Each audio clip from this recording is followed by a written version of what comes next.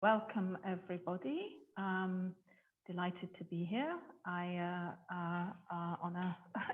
Well, we're here in Budapest. It's a very, very warm day. So, this is the second day of our webinar, and I'm just going to hand over very quickly to Joanna, who will introduce the first panel session.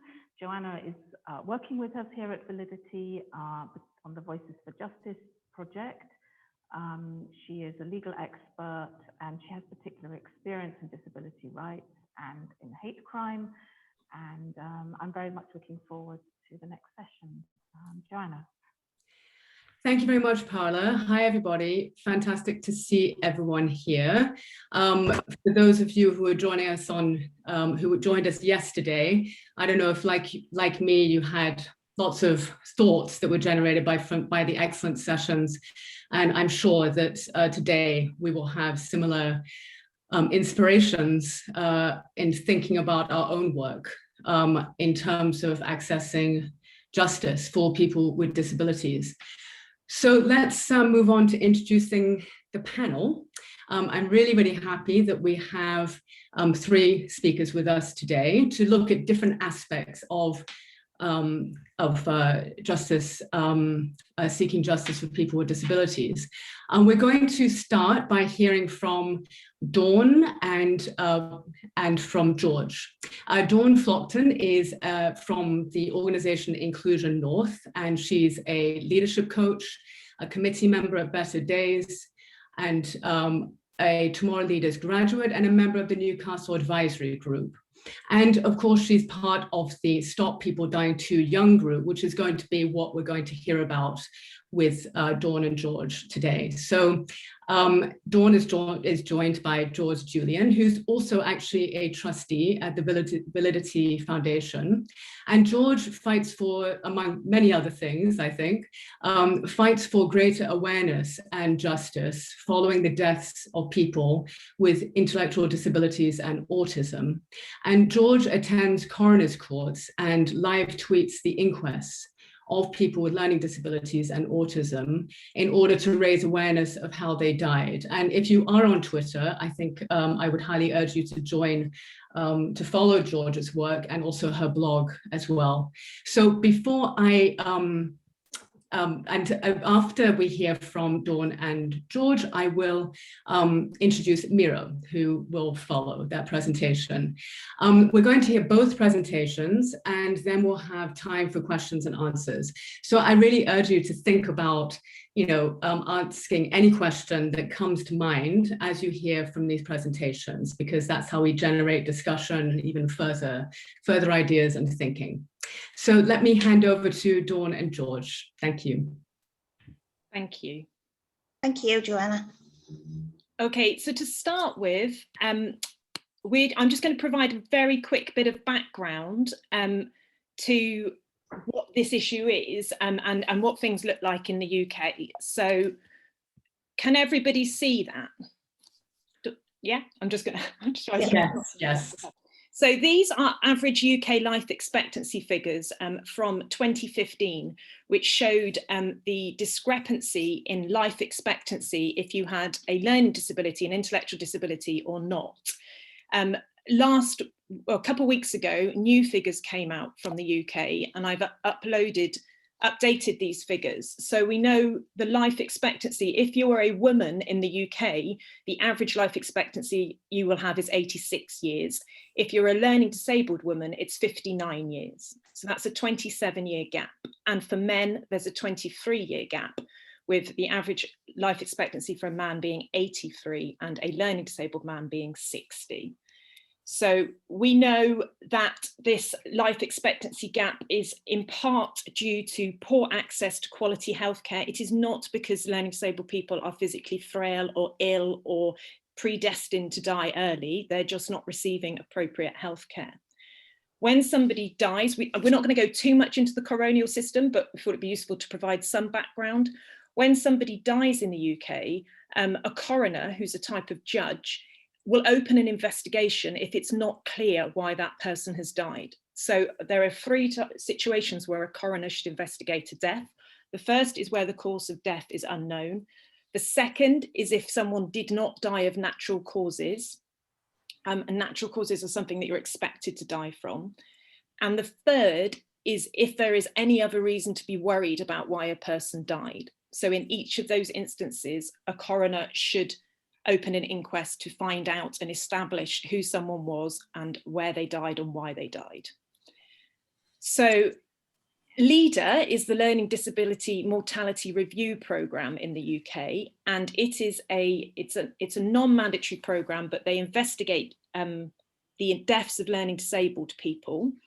And Dawn is, you've got a role, haven't you, on the National Advisory Group of LEADER. So Dawn is our LEADER expert. And last year, the LEADER produced an annual report in July that looked at the 12 months that preceded it and the deaths of learning disabled people and what investigation, if any, happened. And that report showed that less people with a learning disability had their death reported to a coroner than other people.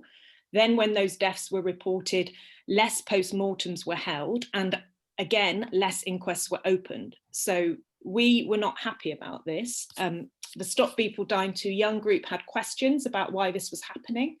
And the report that the LEADER had written didn't really explain why, it just said this happens. And so the group decided to speak up about this and ask for things to change. And that's what Dawn and I are going to talk a little bit about today, about some work we've been doing together. So this slide just shows members of the group from one of our meetings. And we'll stop sharing that. I'll stop sharing now, and Dawn and I were just going to have a conversation about the work that we've done. So Dawn, could you explain what is the Stop People Dying Too Young group? Stop People Dying Too Young is with people with a learning disability, with lived experience and family carers. But now the LEADER has changed and they're having autism, so it's for new people going to join our group. What we've been doing is looking at case studies, how they died and what could prevent it. We've been doing a George V inquest, what we've been talking later on. It's like a family to me, because they're very nice people who's in the group. Karen Perry is the accept of inclusion of, and she fetches a dog for support. If someone feels down or upset, they lie on the floor and just cuddle the dog and stroke the dog. And it is quite upsetting work sometimes, isn't it, Dawn? Because you're talking about why people died and how they died, and I think that's quite hard for lots of people to talk about. And I think it's a fantastic group, the work that you do. Yeah. And it's a group of people from Inclusion North and Sunderland People First. Is that it? And North East Skills for People. North East Skills for People, and you're based in the northeast of England. Yeah. And what sorts of things? So the group have meetings, and you do these case studies, and you also speak at events, do you? Yeah, I've done at Durham. We done a massive big conference about Stop People Die Too Young, and had some case studies and role plays to do. And your training seems to be very impactful, doesn't it? Because I think it's hard for people to avoid the issue when you're saying, well, why are we dying early? Yeah, because what you just said, a woman can die 27 years younger and a man can die 23rd. We are trying to stop that, for people to go to health checks and stuff like that. Yeah, so your work both encourages learning disabled people to access what's available and also highlights why it's not good enough. Yeah. Okay, and the other thing that your group have done is each year when the LEADER report put out their annual report, you've done your response to it, haven't you? Yes, we done films about it. They say it's not good enough. We had done a video, and like the professionals' names were on the video, and ours weren't. So Yeah. we wrote a letter saying, why is our names not on? And the professional says, that's not on. Yeah. We are part of the life as well. I know we did got a learning disability, but we should have a say as well. Absolutely. And how long have you been involved with the group, Dawn? It's been going on about 3.5 years now. Okay. Okay. And did you want to ask me some questions? Or shall I talk about what I do when I'm in court? Yeah, and then I will. And then we'll talk. Okay. So when I'm in court, I go to court and I sit in a courtroom and I live tweet. So I share on Twitter everything that anybody says as fast as I can. So that could be the coroner or barristers and solicitors or witnesses, people who are giving evidence. And I just share what happens in court in the hope that the more people hear the detail, the more people will be horrified and make some change. So families contact me and tell me that their loved one has died and ask for help or support. And then some other people get in touch occasionally and say that somebody died in their service and they're not happy. So that's how I find out about people. And I started doing this work coming up to 6 years ago. The first inquest I covered was the inquest of a young man called Connor Sparrowhawk. And I covered his inquest in October 2015. And I've covered 11 inquests since then. So Dawn, I wondered if you were happy to just share a little bit about your dad's inquest. Yeah, when George came, she spoke about interest. And on November 24th, I was going to an inquest with my dad. So George helped us really explain what would happen. And so, did you find when you went to court that you understood what was happening because of the work that we'd done together? Yes, I did. And then it was in Newcastle's Civic Centre. And we just went in, and then we seen the solicitor, and my dad's doctor spoke up, and we had to stay in the room for a bit, and then we went into the court. But it looked like a training room to me. It was like a row of chairs out, about 3 rows of chairs out, and then it was a long platform. What the Coroner, yeah, I was trying to think of the name. Connor sat at the top, and Connor is like a judge. And then it was like on the right hand side, it was the witness. It was the doctor, my dad's doctor, who spoke on my dad, and who did the postmortems. Yeah, spoke on my dad. And then it was like on the left hand side, it was like a secretary. She was taking the notes. So all of those things, so we talked, hadn't we? We talked about witnesses and people who give evidence. We talked about swearing an oath, and we talked about the pathologist and the post-mortem. So all of those things, the thing is, when people have an inquest, most of us never think about a coroner's court. It's just not something we ever expect to be in. And I think your experience is quite usual. You know, often they don't look like what we think a court looks like. It's not the same as what it's like on the television. So I think what you're describing is exactly some of what we discussed in the group. So shall I talk a little bit about how we developed the Easy Read resources? Yeah. Yeah. So the group that Dawn's part of, the Stop People Dying Too Young group, I was aware of because of their campaigning and their advocacy and the work that they'd done on social media and the responses they'd done to the leader reports.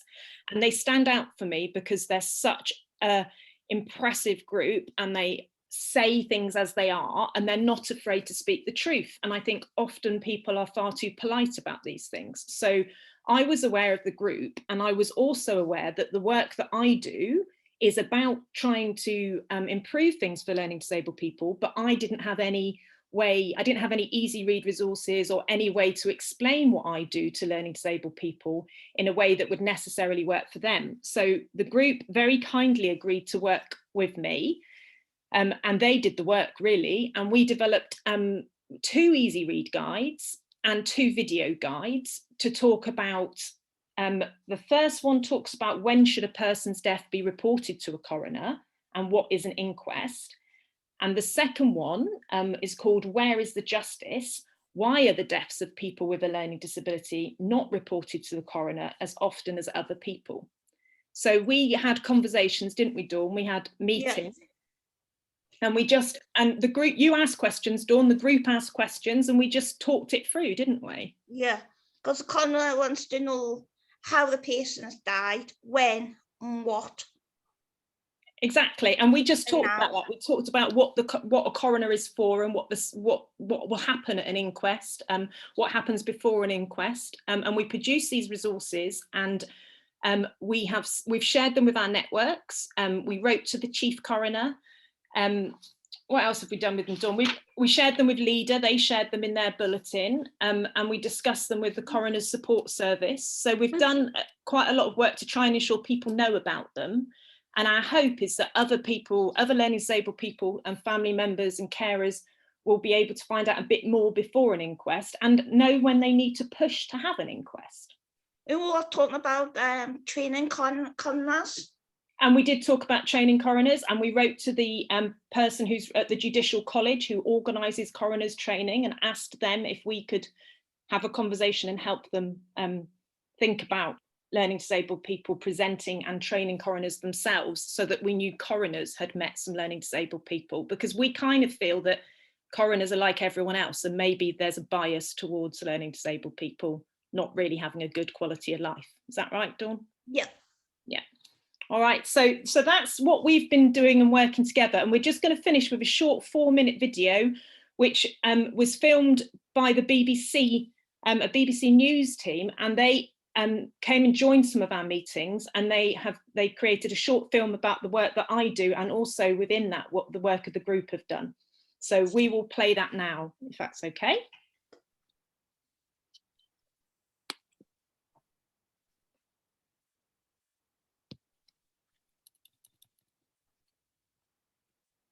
People need to see us, to see that we're human. Dying may have nothing to do with your disability. And where's justice for that person?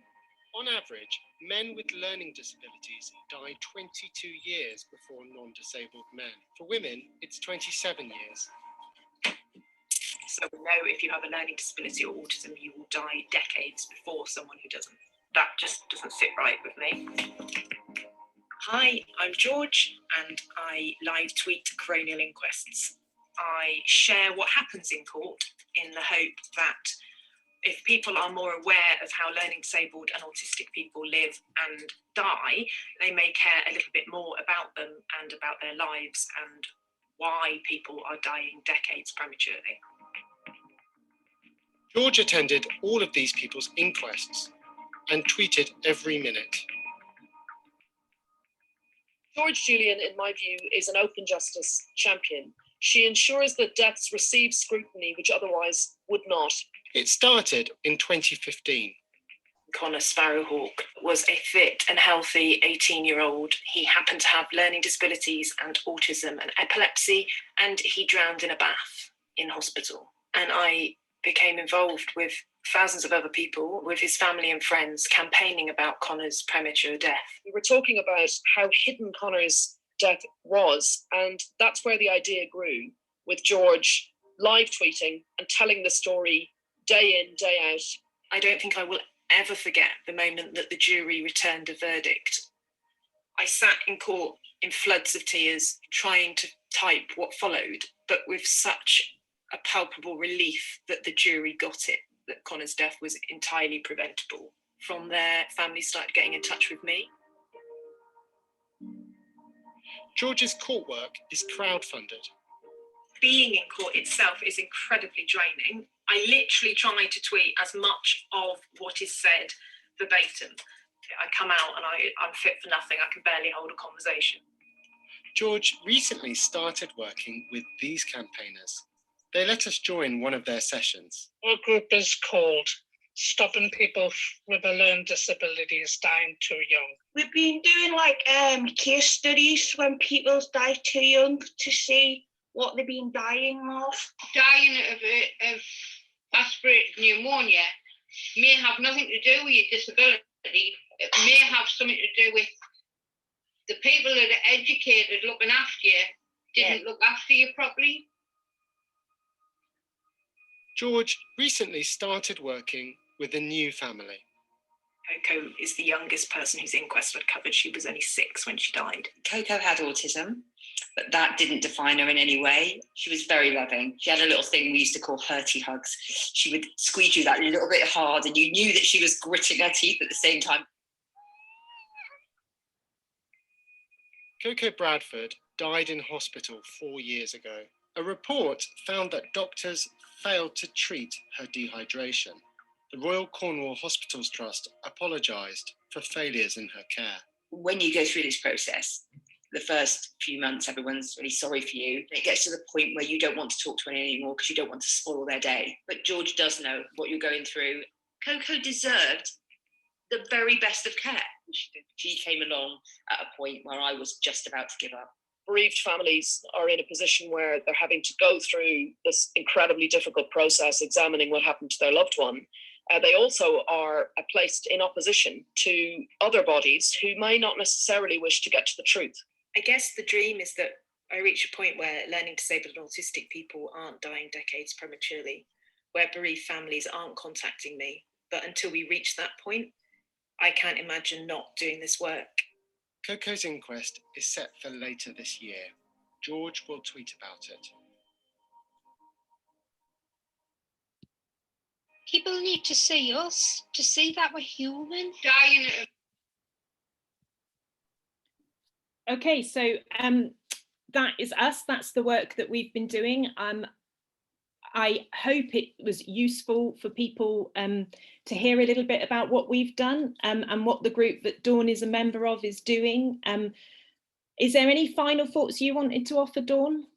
What it is if you go on Inclusion's website, it's more videos with us on.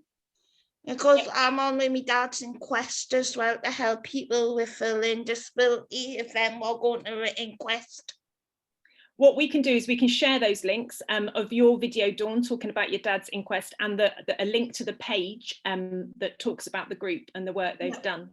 But I think hopefully that's been useful for people, and hopefully there might be questions we can help answer a bit later. Thank you. Thank you. Thank you so much, Dawn and George. That was a fantastic presentation. I learned a lot myself already, actually, about the role of coroners. And I think you're right that people don't really know what they do and how they do it, as you're saying, Dawn. And I think, you know, the title of your group says it all. It really is. We need to do what we can to stop people dying too young. And George, you must be a very fast typist. You must really be very good at that. So I know that the links to all the things, you know, the resources you were just talking about, Dawn and George, they are in the chat, and so we'll make sure they're around for everyone. So I'm sure people will be having questions. And now let me introduce Miro. Dr. Miro Griffiths is a well-known disabled academic and activist. He is a Leverhulme, I think, research fellow based at the University of Leeds, and where he's researching young disabled people's political engagement and activism. But of course, Miro, you also work on many other areas, and one of them is on disability hate crime. So over to you. Thank you. Thank you, Joanna. And thanks to George and Dawn for the presentation. I think this one, my presentation now builds on quite nicely from that. So I'm just going to share my screen. Okay, hopefully you can see my screen. I'm just going to make it larger. Okay.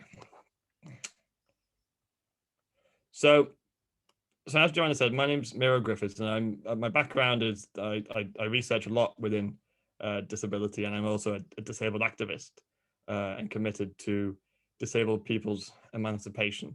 And this presentation is a mixture really of my thoughts around how we as disabled people and disabled people's organizations need to engage with the kind of key topics surrounding disability, hate crime, and how to bring about justice for disabled people. And it's also picking up on what disabled people's organizations around Europe and even broader, what they think are the kind of key things that we need to think about, whether we are activists, policy makers, legal, people involved in the criminal justice system, and indeed parliamentarians as well, and politicians. So I'm going to cover kind of three areas. Firstly, a brief focus on understanding disability, because I think if we don't understand disability properly, we then, I think, skew our understanding of what needs to happen in order to bring about social change and progress that's going to improve disabled people's lives in and outside the criminal justice system. And then I'll acknowledge our thinking or kind of key thinking on hate crime and the notion of hate incidents. And then I want to just present a few strands of different ways in which people and organizations, collectives can act on in order to hopefully bring about some of that change. And most of that is geared towards probably a mixture of top down and bottom up. So I'm thinking about what can we do within national bodies and national institutions, and how that can then impact and affect those on the ground, but also what can we do on the ground as organizations and as community groups in order to try to address some of these issues. And then of course I'll try and do this within about 15-20 minutes, and then hopefully have time for questions afterwards. I'm not sure why my screen's on. Okay, there we go. So just thinking about our understanding of disability, and I think a good place to start is it builds on what Dawn and George was mentioning at points, which is that bias within society, and the bias that is often we find within education system, health system, judicial system, labor market, and that bias that disability is the problem of the individual. So the emphasis that any problems that the individual encounters, whether they are barriers, whether they are attitudes that disabled people are inferior, or disabled people are a problem or a nuisance, or whatever that may be, there's a bias within society to suggest that the individual is the problem. And that is often what we refer to as an individual model approach. So the individual is the problem, and therefore the response is one of tragedy. It's one of vulnerability, so emphasizing the vulnerability of the individual. And that often leads then to policy mechanisms that I think perpetuate disabled people's marginalization.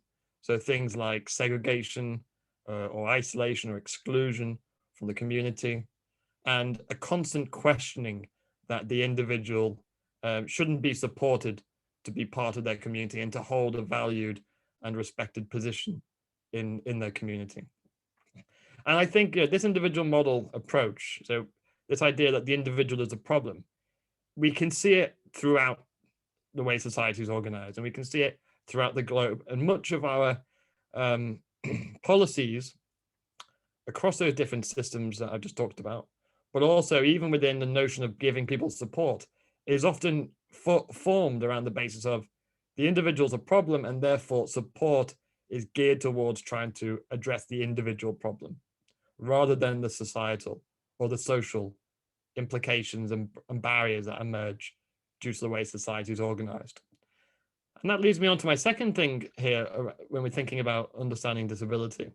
And that's a rejection of the individual model, and a way of thinking about how society, the social world, our sense of community, how that creates the marginalization and the barriers that people face.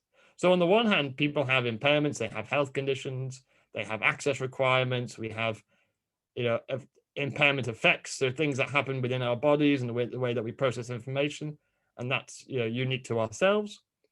But the way that we are treated in society, the barriers that emerge come from the way society is organized.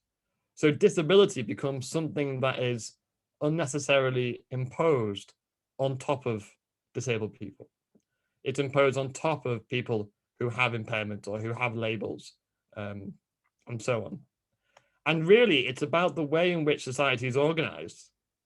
So whether that's the environment, the way we build our environments, whether that's the way that we think culturally about individuals and groups, the way that we develop policies and the implementation of these policies, those are the reasons why disabled people are placed in precarious, often violent, and marginalizing environments.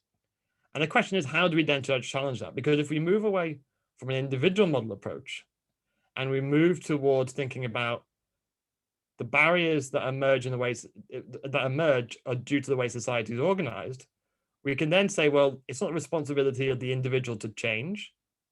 It's the responsibility of the way that we organize our communities, our services, our systems that need to change. No longer do we blame the individual. We think about how is it that violence or marginalization or exclusion or acts of hostility have been caused or perpetuated or reproduced by the way that we think about people and our actions and our systems and services. And I think that takes us also to think about the human rights imperative within this context. So on the one hand, if we start to think about the way society is organized, and that creates and perpetuates people's marginalization, then we think about the role that human rights plays within that. And there are a number of activists and scholars within disability research that have presented this notion of a human rights approach. So thinking about how do we create a world and communities that promotes this sense of dignity, and that moves beyond the characteristics of the individual. And at the center of everything is this notion of rights, dignity, freedom, and opportunity.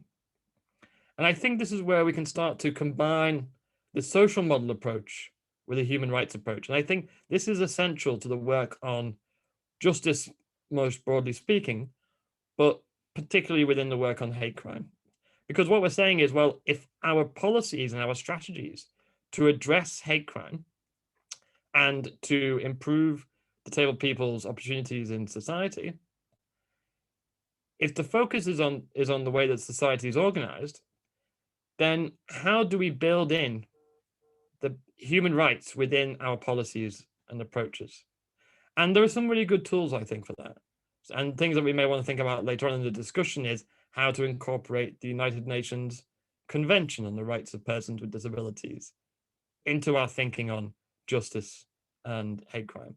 How do we bring in the human rights charters and ensure that human rights is central to the way that we want to reimagine our judicial system, but also the way in which we will engage with disabled people and disabled people's community, from, say, law enforcement to prosecution to victim support and whatever, even up to kind of courts and beyond. How do we embed these human rights principles alongside this notion of the individual is no longer the problem, and the problem comes from the way society is organized? So hopefully that, I know that's quite a lot of information in a short space of time, but hopefully that starts to help us with our thinking on understanding disability. And now I want us to think a little bit about understanding this notion of hate. And I should say here that I come at this from a particular angle. So my background is not in law or legality. I come at it from a sociological point of view because I'm a sociologist by trade. That's what I do on a daily basis. I think about the way society is organized and so on. So thinking about this notion of hate, what we often see within the work of disabled people's organizations when they are trying to make people aware of the seriousness and the significance of hate crime and hate incidents is to clearly articulate what we mean by hate. And often I've seen, and maybe Joanna can reflect on this later on as well, is often we get stuck in these really unhelpful debates about, well, does somebody actually really hate an individual and so on? And that's not what we're talking about when it comes to hate crime. What we're talking about here is the level of seriousness and the importance, the urgency to try to address this incident or this action that has been taken. So here, what we see a lot is there's an emphasis on trying to support disabled people and the broader disabled people's community and their allies to think about hate crime in the context of hostility and prejudice, and thinking about how perhaps criminal behavior is being motivated by hostility and prejudice. And so therefore this notion of hate becomes one part of this broader question about why is it that a group of individuals or a group that have been perceived to be defined as disabled are being subjected to violence and prejudice and exclusionary behaviors and so on. So therefore, we start to think about this notion of prejudice, and we start to think about why is it that people are perpetrating or targeting disabled people because of underlying prejudices and hostilities and biases, or possibly hatred, but on the basis of disability. And I think we can see some of that when we start to think about the notion of hate speech. And there are lots of organizations across Europe that are engaged in trying to promote this notion of hate speech. And we can see that here in terms of this idea that about language that is intended to offend and exclude, discriminate individuals on the basis of certain classifications or categories such as religion or sexuality, nationality, disability, and so on. But what I think is quite interesting here is this relationship between our language and the things that people say and how it's rooted within this, what some of us refer to as casual disableism. So the marginalization, the hostility that people experience, if we think about that as a form of prejudice, but we start to think about it in terms of how it's casually accepted in our society. So often we hear stories about how people are discriminated against on a daily basis, how they're subjected to taunts and offensive jokes or offensive words spoken at individuals, or there's punishment behavior or victimization and so on. And on the one hand, this is often accepted. So we don't see a widespread challenge of it. And again, this links back to what Dawn and George were talking about in terms of, we're having to make people aware of the prevalence of the marginalization and the violence that disabled people are experiencing. So on the one hand, it's tolerated because people just accept it and either allow it to happen or they don't really know about it. But there's also this issue here about how, on the other hand, there's a constant defense of hateful speech and hateful actions. So people then start to try and justify it by saying, oh, we need to take things a little bit more lightly. This is just a distraction. We need to focus on bigger important issues. This is just a joke, or this doesn't really matter. And actually, it's the casual forms of hostility and violence that are accepted that I think are really dangerous here, because then it blurs the effect of what are we trying to do to try to challenge it, and how is it as a society we're saying that this type of behavior, this type of action is no longer accepted. It's no longer, it should never have been tolerated, and it should be called out and it should be challenged. And that may happen within community groups, but it also may happen between disabled people and professionals. And we've seen, in the case of Connor Sparrowhawk, as referenced by Dawn and George, and in other situations where professionals who are working within systems are perpetuating these sorts of incidents and these potential crimes. So we also have examples of law enforcement or healthcare workers or individuals within the various systems and structures of society that cause these violence or causes this exclusionary behaviors and tactics and so on. And the problem that we have often is that on the one hand, as a society, we tend to tolerate hate speeches and hate crime incidents happening on a daily basis, even more so when we see it being perpetuated by professionals. And often the response when we see it happening within, say, institutions or segregated environments, day centers, community group homes, and so on, is the response is often not a legal response. It becomes a bureaucratic response. So the response is, let's move the individual away. And in the English language, you have this phrase, it's about bad apples. So you have one or two bad problems in the system. And of course, this is the problem that we have, is that we assume that the violence and the injustice is being caused by individuals rather than recognizing that it's being perpetuated and reproduced because of the way society is organized and because of the social position that disabled people find themselves in. So again, we can look to some of the definitions for hate crime, and I'm not going to go into this a bit more in too much detail because I think there's some useful links that people can access if you're not familiar with them already. But again, it's this notion of being motivated by prejudice and the manifestation that this then creates for individuals and groups. And I think the reason why I'm just showing this slide here, and again, this is a link to some information here, is I just want to show the real variation in the levels of incidences that are and potential crimes that are recorded by different states. And I've been in many meetings, and again, I think Joanna and I have sat in many meetings, and I've been in many meetings where people have tried to say, well, the reason why numbers are so low in a country is because this sort of behavior, these sorts of incidents don't happen. And of course, as a sociologist, we can see that this is happening globally. And our argument is that this is happening because of the way we think about disabled people in society, the way we question disabled people's worth and value as members of our community, but also as influential members who should be able to shape and influence the way societies and communities are organized. So the variations in numbers tells us something here. It may not necessarily mean that cases are on the rise. It may mean that cases are becoming more and more prevalent and there are better response mechanisms to address it. There also may be incidences where there are rises because of events that are happening. And again, we need to think about events in society.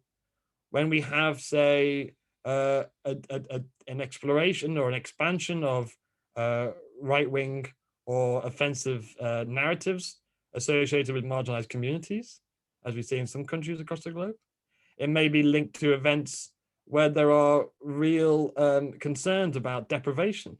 So we could see that as we've continued with austerity practices, where people have now started to try to compete with themselves for access to the labor market or access to services and welfare and social security, there becomes more tensions and more strain, and communities start turning on each other and questioning each other's right and opportunity to access support. And this again leads to a prevalence in the levels of incidents in hate crime. So a question for us is, how do we use data, the existing data, to think through our approaches and our strategies to try to improve disabled people's access to criminal justice? And I just want to start to bring this to a close by looking at some of the different ways in which organizations are engaging on hate crime work. And this is taken from a piece of work that the European Network on Independent Living produced, and I was one of the researchers involved in it, where we spoke to different organizations. We asked them different questions, and I'm going to take you through the different questions that we asked.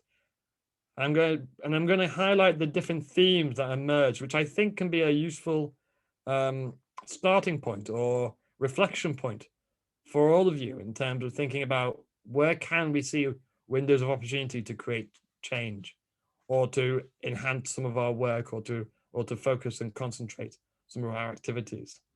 So when we asked organizations about the work that they're doing on hate crime, we found a variety of different approaches, and some of that was on focusing on legislation. So there was a recognition that laws have to be improved.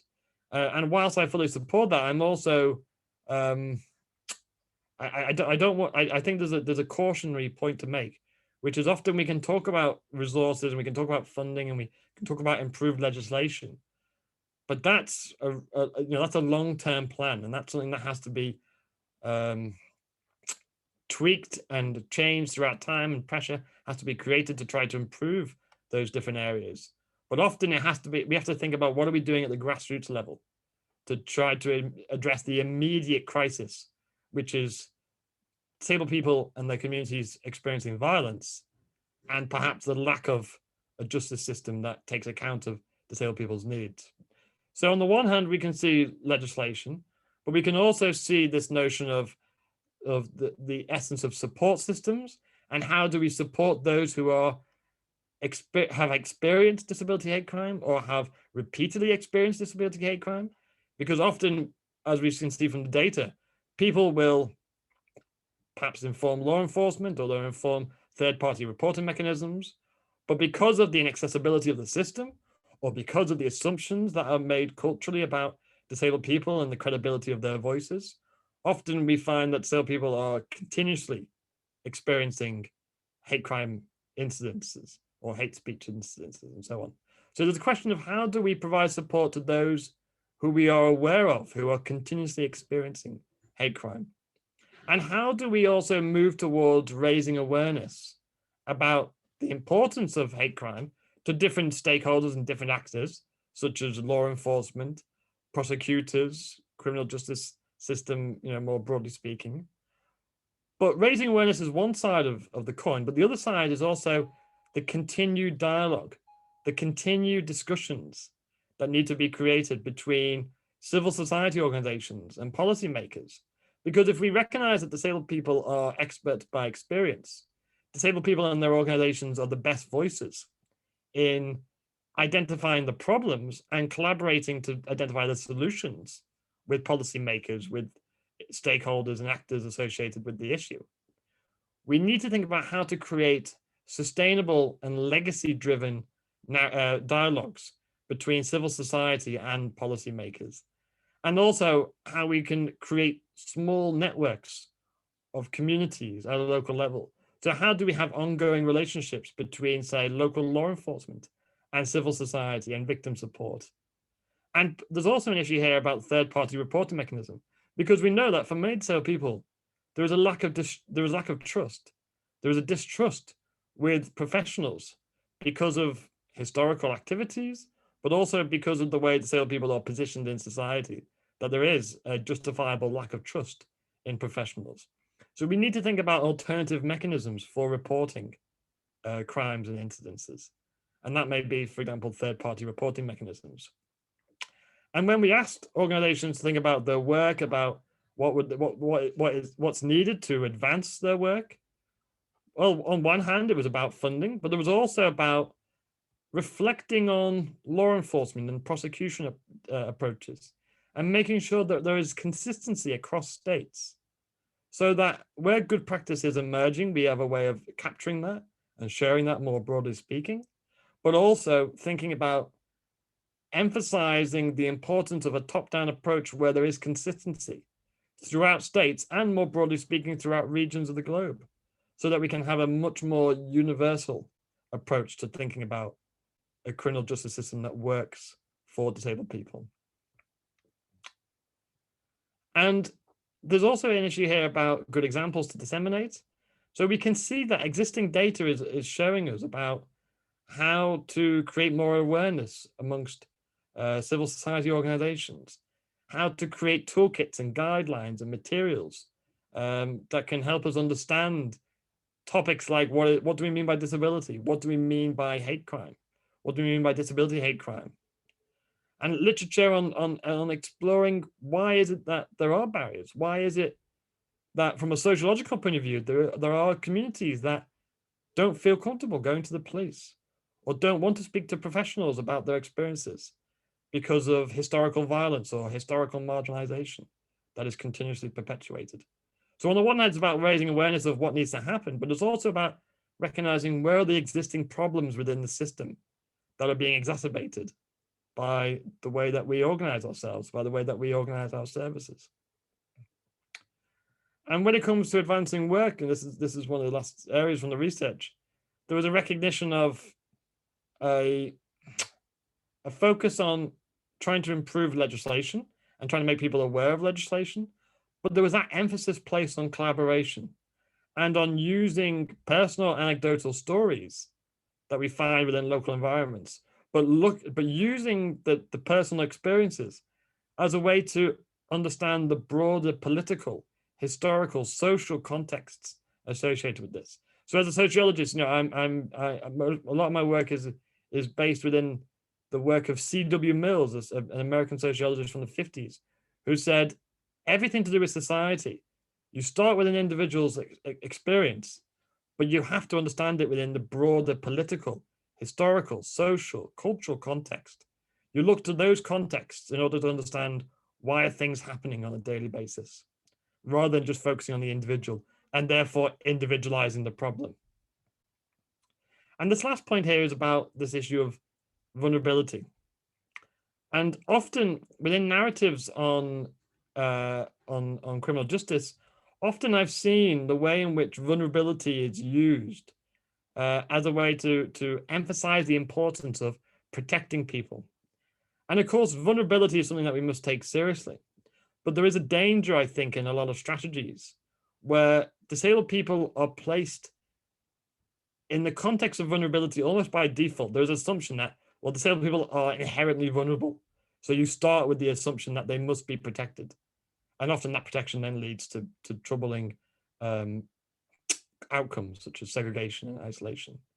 The importance here is not to go back to the language of vulnerability in the most vulnerable, in my view.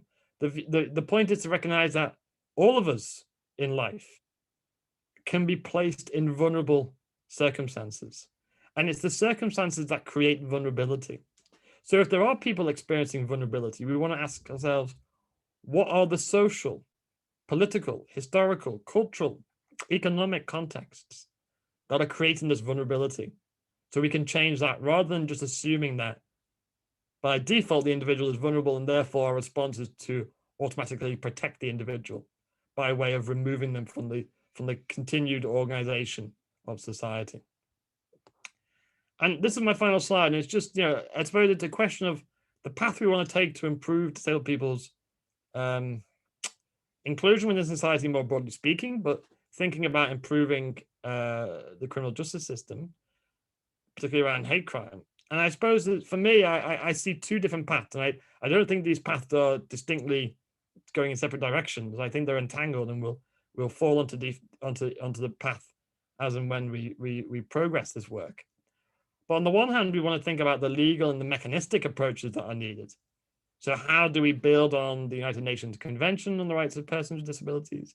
How do we make that domestic law within our countries, which will give us a useful way of thinking about the human rights approach to improving disabled people's participation in society and addressing those barriers and those hostile and violent experiences that often people find themselves in. And there's also a question here about how to improve awareness through programs like the Facing Facts Online program, which I don't know if Joanna's spoken about. And of course, as I said before, it's about maybe building mechanisms into our communities and into our society that provides better ways of reporting, provides better ways of collaboration. But that can't happen in isolation. It has to happen by also making sure that our organizations and our groups and our networks are questioning the conditions in society that contribute to the prevalence and the experience of hostility and violence. So on the one hand, we want to improve legislation, we want to improve resources for organizations, but we also have to make sure our work is engaging with the questions of, well, why are disabled people placed in precarious situations? Why are they seen as inferior by communities across the world? Why are they seen to not have a credible voice or should have their contributions questioned at all times? So it has to be an entangled approach where we think about legal and mechanistic alongside the political and economic, cultural, social conditions and so on. And I think this is the way that we start to think about how to tackle disability hate crime, but do so alongside a broader aim, which is how to improve disabled people's participation and inclusion in society. So hopefully that's given us some ideas that you will have either been thinking about already, or that new ideas for you. And I'm happy to take questions when we get to the Q&A, but I'll stop there.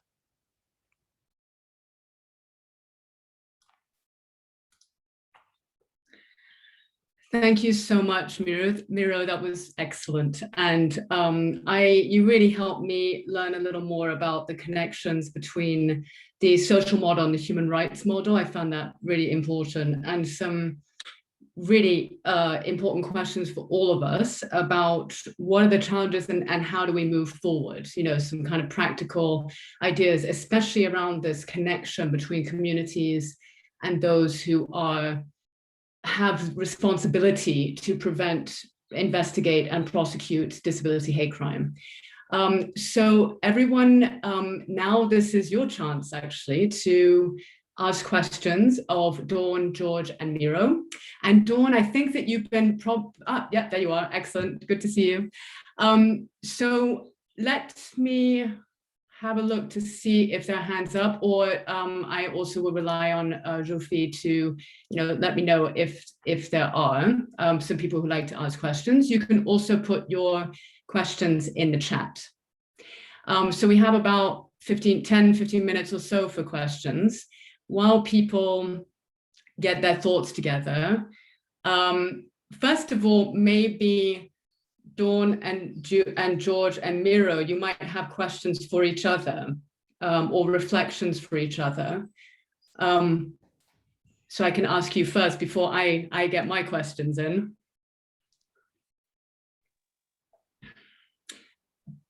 Dawn, I was wondering if you've been doing work on disability hate crime at Inclusion North as well. I haven't done anything from Inclusion North, but I've done some Better Days and Safe Places.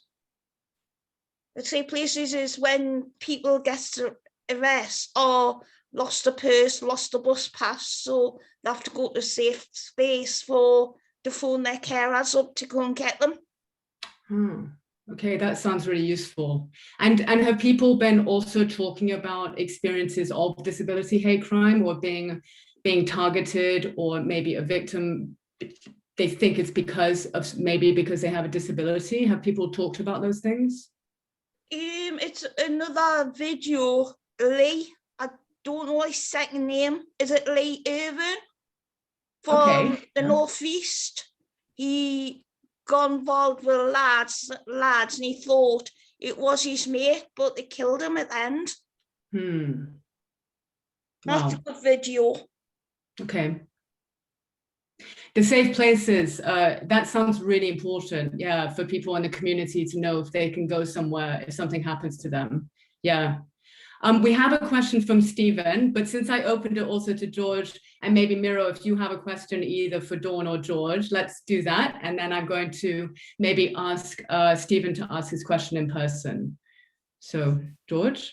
Yeah, no, I wouldn't say I had a question, more, I guess, just a reflection on how useful Miro's kind of contextualization is, that this is it's societal violence really, and it's built, so it's kind of cemented into our structures. So we know that part of the reason certain disabled people get poor healthcare is because health professionals don't see them as fully human, and we know that the reason there are less inquests and less investigations and we don't know enough is because people aren't seen as fully human. So yeah, I think it was really useful to get Miro's kind of take on this.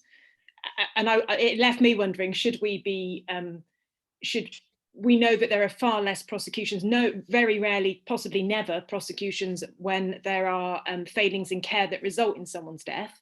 So maybe that should be in a similar lens. Maybe we should be looking at, well, is that due to disability hate crime actually, as opposed to just, there's an apathy, I think. Excellent observations. Yes, George. Miro, before the questions are coming in quite fast. So can you briefly maybe share your response if you'd like to, George, and then I'm going to ask Stephen and Paula and Maria to come in. No, I'll be very quick.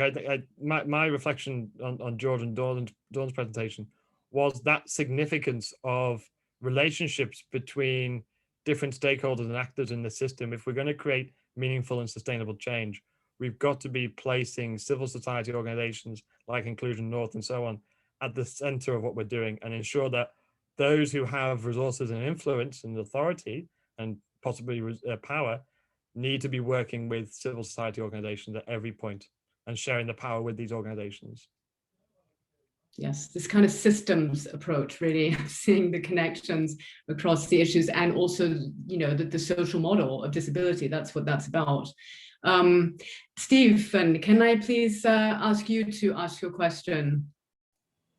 Good morning, everyone, and hello from a boiling hot Budapest. It is really, really hot here.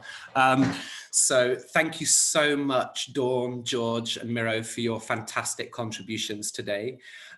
Actually, in the last couple of minutes, there's been talk about, can we understand the abuses that people face, or the abuses people as disabled people face as structural violence. This is something that Validity is really interested in challenging, because we agree with you that it is not just individual hate crimes that we need to tackle, but the reasons these things occur on a widespread basis. So we really are delighted to work with you to challenge those. But one of the ways we want to do that is getting more cases into court when people with disabilities do experience violence and abuse. And so my question really is for Dawn. Dawn, you spoke about when you went to the court and what it was like for you, but what do you think people in the courts should do to make you feel safe and make other people feel safe to go to court? I felt all right, actually, but the at the end said, did I understand what they were saying? And yes, I did. But what could done is they could have, like, Judge done very well to explain what the inquest was, but we could have had like a toilet court first to see what it was like, because I didn't know what it was like, because at first I was nervous because explain. I got my mum here as well, so she can chip in as well if you want. It was like going into the unknown. It's me mum. It was like going into the unknown. We just didn't know what, we just didn't know what to expect. And naturally we were all upset. Yeah. Thank you very much. I think that's really common experience. I think lots of us feel like that when we haven't been to a court. Yeah. Thank you. We have also a question from Paula. Would you like to come in and ask it? It's about third-party reporting on disability hate crime. Hi, yes, thank you. I'm trying to deal with the technology. Yeah, thank you, Miro. That was such a fantastic overview and detail of disability hate crime and everything that is around it and leads up to it. And also Dawn and George, that was super interesting, I think, and really, I think, so encouraging for us in this project to hear about some of these practical ways that you have found to raise awareness and tackle this. I was interested, Miro, in this third-party reporting. This is such an issue that's come up in the project, the levels of distrust, the inability to access people, and when people with disabilities do, how hard it is for them. And I wondered if you had any practical examples, or there was something you could point us to looking at what might be possible. Yes, before I answer that question, I should apologize. I'm so sorry for overrunning on my presentation. I didn't get the message from Joanna, so I didn't see that pop up on my screen, so I'm so sorry for that. In terms of third-party reporting mechanisms, So there are some really good examples. Most of my examples come from the UK, which I've been involved with them. So I know that Disability Rights UK, for example, have created toolkits associated with developing third-party mechanisms. And there's just been some really good examples. For example, I think is it Blackpool? Maybe Joanna might know. Blackpool have had a really good results on supporting third-party reporting mechanisms. The European Network on Independent Living, the organization I referenced in my work, they've also created some information and sheets on third-party reporting mechanisms, and I'd be happy for anybody on this call to give me an email, and I'll be happy to have a one-to-one with you and give you some signposting. I think there's two things here, isn't it? One is how to create, how to deliver resources and possibly funding to organizations so that they can take ownership and take and have a level of influence to establish these third-party reporting mechanisms. But they need to do that in collaboration with local law enforcement who will respect the data and respect the information coming through the third-party reporting mechanisms. So for me, this is about how to build relationships and then how to have the practicality, materials and data information in order to actually establish them within areas in the community. And we have to think about, we have to be led by disabled people in this process. So where do disabled people find trust? And who is that trust? You know, it's not appropriate for professionals to assume that they know where disabled people will go to actually report this. This has to be led by disabled people's organizations. Thank you, Miro, very much. That's really helpful. I will definitely follow up on some of that, but I would like to hand over some more questions. Thank you. Can I just add one thing about third-party reporting as well, that you're writing that the third-party reporting mechanisms, sometimes they're known as centers and sometimes they're known as services. And I think what's really important in third-party reporting is that the person who is telling someone about what happened to them needs to get an outcome that works for them, whether it's, you know, support, safety, prevention, and maybe access to justice. And those organizations, like, for example, Inclusion North or other organizations run by people with disabilities, need to have relationships, like you're saying, to feel safe, you know, where people feel safe to come to them. And they need that relationship and knowledge about how the investigation and maybe even prosecution process works. So it's a kind of quite a specialist role, which needs funding and it needs proper resources and those relationships. Yeah, we can share examples as well with people about those kinds of services. Can I bring in Maria for your question for George and Miro? Thank you, Joanna. Can you hear me now? Yes, very well. Oh, yes, okay, thank you. So first, my question to George and Dawn. First, I would like to say, wow, what you're doing is just brilliant. I mean, maybe for my country, it's a little bit more, how to say, innovative, even the way exotic maybe, but still it's brilliant. So can I ask you something from like a totally formal perspective? How are you let into the courtroom to do this tweeting? You need to unmute, George. Knew that would happen. So in terms of being let into the courtroom, and I think somebody else had a similar question as well. In the UK, we have a principle called open justice, which is that justice must not just be done, but it must be seen to be done. So coroner's courts are public courts. They're open access. Anyone can attend a coroner's court at any point, unless there's some extreme matter of national security, which is very rare. So anyone is allowed to attend. I have exploited a sort of gap. So the rules are that legal commentators and journalists can live tweet from court, members of the public can't. So I initially set myself up and was encouraged by a barrister to say that I was a legal commentator, and as long as I was not, as long as I was accurate, that would be okay.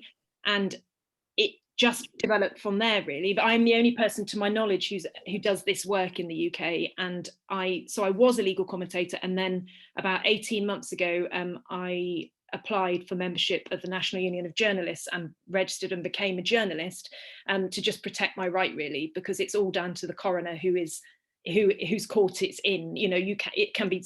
I have been asked. Doing what I do has been challenged by legal representatives, usually of care providers who have had failings, and have tried to stop what I do routinely. So I've been quite lucky in that no coroner has ever stopped me doing it. But now I'm a journalist, I have even more rights to be able to do it. So that's kind of how it kind of a bit of neck and a bit of kind of exploiting and hoping you got away with it to start with, and then sort of protecting it now by registering as journalist. That's interesting. And you said accurate. Did you often get confronted about accuracy of what you're tweeting, or? I haven't been confronted, but my concern always is that we do have a Contempt of Court Act, so your reporting is allowed to be contemporaneous. So you're allowed to do it in real time, but it has to be accurate and it has to be fair. Which can be difficult because sometimes you obviously can't type everything. So for me, it's a huge personal responsibility to be unbiased as far as I humanly can be. I'm obviously there because I care about the issue. I'm not unbiased, but once I'm in court, it's very important to me that I'm not putting my own slant on what I'm sharing, that I'm sharing as much as is possible. And then people can do what they like with it once it's out there. Mm-hmm. Okay. I see. Thank you. Thank you. That gives me some ideas. Thanks a lot. Thank you. I also have one question to Miro, if that's okay, if we're not too far away. Yeah, I think I might make it the last question and then try and make sure we can summarize answers to the ones in the chat, because of course we have another fantastic panel and I want to make sure they have time. So please go ahead, Maria. Okay, I'll try to be quick. So Miro, thank you for your presentation. That was like a fascinating, profound approach that you were presenting. Can I ask you something? We have a case here in my country. It's about a girl in a group home, and she was systematically teased by the personnel in the group home, the social workers, in a way that she was kind of like she was made to do kind of like bad stuff, and then she was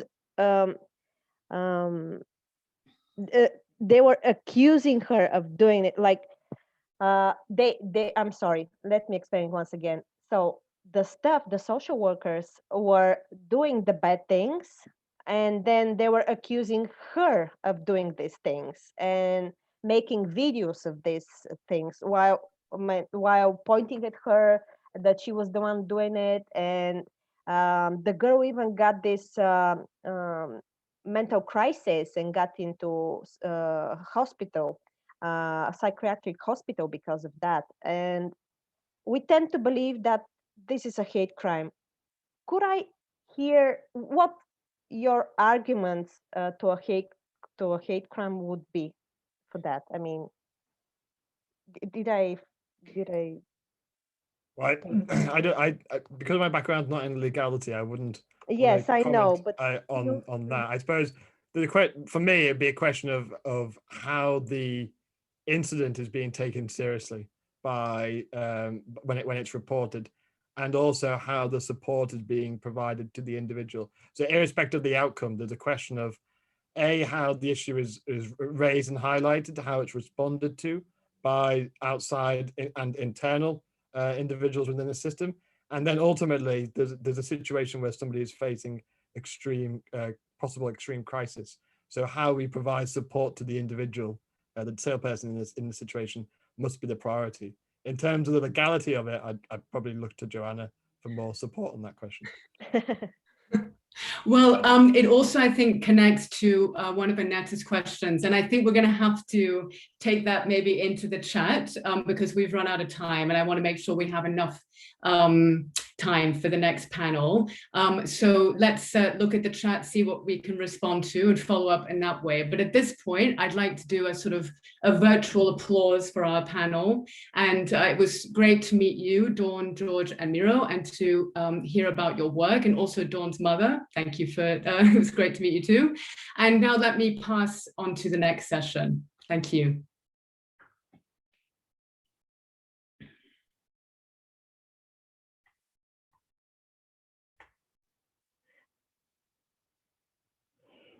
Hi. So yeah, thank you for that, Joanna, and thank you very much to the speakers. We are slightly late, so I'll move on quite quickly. The next session is focused on more specifically on crimes against people with disabilities and legal responses. We will hear first from Dr. Linda Steele, who is joining us, believe it or not, from Australia in her evening.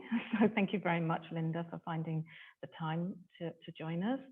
She is a socio-legal researcher and has focused on disability law and social issues. And I think that follows on extremely well from the discussions that we've just been having. And after she has presented, we'll hear from Janos, but I will introduce him separately. So thank you. Linda, I would hand over to you. Thank you, Paula. Okay, so I'd just like to begin by acknowledging the Wadi Wadi people of the Darawal Nation, upon whose ancestral lands I'm presenting from this evening. I'd like to pay respects to elders past and present, acknowledging them as the traditional custodians of knowledge embedded in this land, and also acknowledge that their sovereignty over this land has never been ceded. So thank you. Oh, sorry, I'll just start my slides. I'd just like to thank Paula for inviting me to speak. I'm hoping that I have something that I can share with you even from across the other side of the world. Can you see those slides now? Yes, I'll assume that's right. Okay, so I'm really excited to be able to present to you, and also to learn from everyone as well. Even though we're in different geographic contexts, a lot of the issues that we're facing are the same, and so I think it's really useful to be able to learn about experiences of what's happening, but also good practice and possibly even best or ideal practice. So by way of very brief introduction, I'm a disability law academic in Australia. I used to work as a lawyer at a community legal centre for people with intellectual disability. I then did a PhD in relation to court diversion for offenders with disability, and am now focused primarily on exploring exploring the legal context of violence against people with disability. And I'm doing a number of projects at the moment, working with various disabled people's organisations, including Women with Disability Australia and People with Disabilities Australia. Okay, so just to situate myself, because I'm not in Europe, I just put on the screen a little red arrow on a map where I'm located on the southeastern coast of Australia in a place called Wollongong. But I also wanted to present another mapping of Australia, which shows the diverse and numerous First Nations or Indigenous nations of Australia. And it's important in situating myself to acknowledge that Australia is a settler colony. It was invaded by the British Empire around 230 years ago. And the impacts of that invasion and ongoing occupation by white people such as myself and non-Indigenous people is obviously still felt, including in relation to First Nations people with disability in being exposed to high levels of violence, including state violence in the context of, for example, the criminal justice systems and child protection systems. So also just to give some context, in Australia, violence against disabled people, particularly in the context of institutions, has become a really significant issue. We've had a lot of different royal commissions, so that the highest level of government inquiry into this issue. And at the moment, we have a Royal Commission into Violence, Abuse, Neglect and Exploitation of People with Disability. So the issues that you're all talking about are very relevant to the Australian context. So today I'm presenting on violence against people with disability in the context of law and justice systems. What I wanted to do, given that we're in different geographic contexts, so talking in a more applied sense might not directly apply, was to take a more conceptual and critical approach towards, what is violence, how do we respond to violence, and how do we redress it?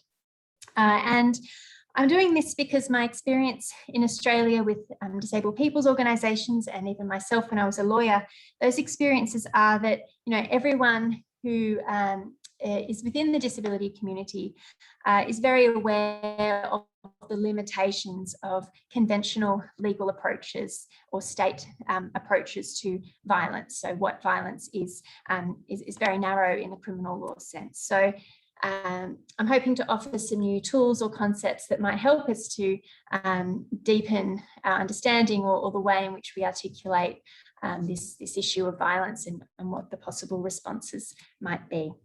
And I think this also aligns very much with the Disability Convention, which through kind of centering issues of equality and dignity and legal capacity is really broadening our understanding as well of what violence is.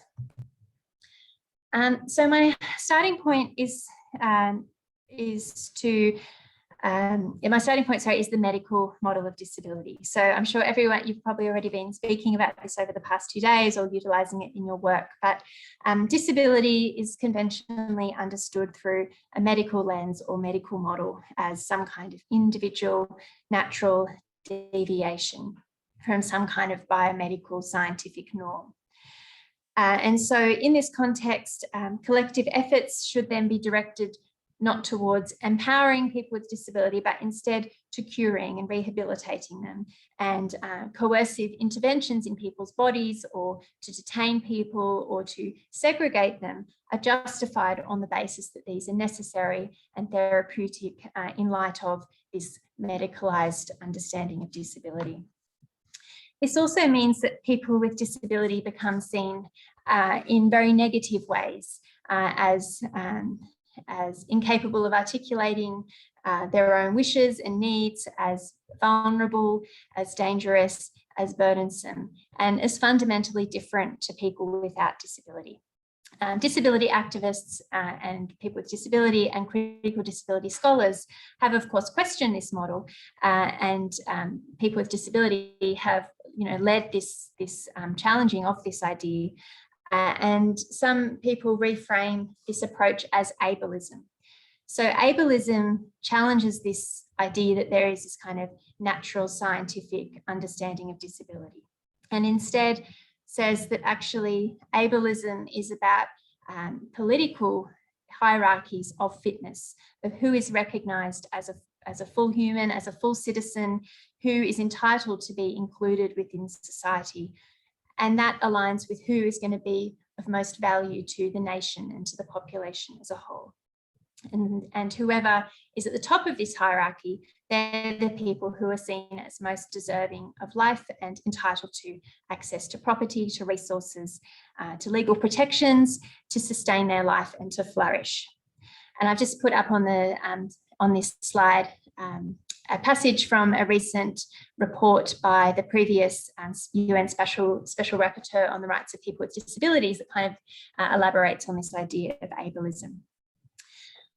And I think we see this idea of ableism coming out, obviously, in the kind of eugenics era, but most recently in the context of COVID as well. So violence against people with disability can then be understood as occurring in a cultural and structural context where people with disability are systemically devalued and dehumanized. So violence is not simply about individual instances of hatred or evil intention by one person to another, but there's a whole kind of shared collective understanding within society that already positions people with disability as more open to violation or violence because of the way in which they are viewed in society. Okay, so what is violence against people with disability then? And I'm sure you've been talking about this a lot over the past 2 days. I mean, I'm interested, and hopefully we can talk about this in the discussion afterwards, how you all define violence. So what working definitions do you have in your advocacy and research, and how do those understandings compare to the official state and legal definitions of violence? So from my discussions with Australian advocates and my own experience as a lawyer was that often folks are frustrated by the limited definitions which we have in law in relation to violence that simply do not reflect the breadth and complexity of experiences that people have of violence. So in its narrowest sense, state and legal definitions of violence focus on violence as unlawful physical, sexual and emotional interpersonal interventions. So basically one person doing something to another's body without the consent of that individual, or, and this is important in relation to people with disability, without the consent of a substituted decision maker like a guardian. Now, I want to challenge this approach, and I'm sure many of you would understand why I might do this, in part because I think it's a very narrow understanding, but also because I think that because it's so narrow, it reflects this ableist approach to disability, because it actually excludes many forms of violence that are experienced by people with disability, including forms of violence that are only experienced by them or that are possible to be perpetrated by reason of disability. So I wanted to do that just by identifying some other dynamics of violence that might help us to kind of go beyond the legal definition of disability. And I think you've already been talking about this a bit this morning. So one aspect of violence is this concept of institutional violence. And so I've put up on the screen a quote from Canadian scholars Rosetta and Rinaldi, who define institutional violence as effectively practices of abuse that occur within institutional settings, but more than that, it's actually that the institutions themselves are inherently violent. There's something about the way in which people are segregated, congregated, and kind of positioned within those places that means that they themselves violate people. And certainly we see this coming through also in Article 19 of the Disability Convention, which kind of highlights these the inherent problems of institutions. Another dynamic, which I think I couldn't come to the last session because I was putting my children to sleep, but I think was also mentioned, was the notion of structural violence. So structural violence can refer to the organisation of systems and spaces that creates the conditions wherein disabled people are deemed of less social value. So basically, for example, segregated employment, segregated residential and education systems kind of limit what's possible for people within those systems. So even though we might have improvements to, for example, segregated education, the very fact that you are organising disabled people into these segregated spaces is always going to limit what's possible for them to enjoy and experience in those spaces. And we also see this coming through in the UN Disability Committee's commentary on that notion of structural discrimination. Another dynamic of violence is that of epistemic violence. And this is where disabled people are kind of knowable or can only be understood by reference to diagnosis or by reference to other professionals' expertise. So they are denied the opportunity to make their own choices about their bodies and lives, and more fundamentally about how they understand and experience their disability. Instead, other people, such as medical professionals, support workers, judges, and also academics, lawyers, and advocates, are recognised as having being in a better position to be legitimate knowers of what disability is and who disabled people are.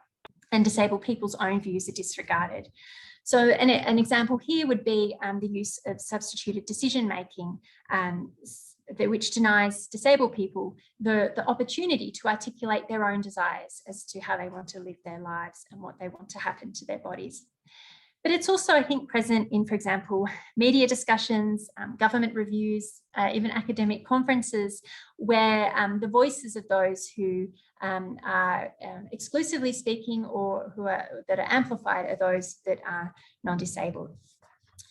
A related dynamic is legal violence. So you'll recall when I was talking about the criminal law definition of disability, criminal law definition of violence, I noted that it's about someone intervening in another person's body without their consent or without a third party's consent. So generally in criminal law, if someone intervenes in your body and you don't want them to, then that could potentially be assault or sexual assault or battery.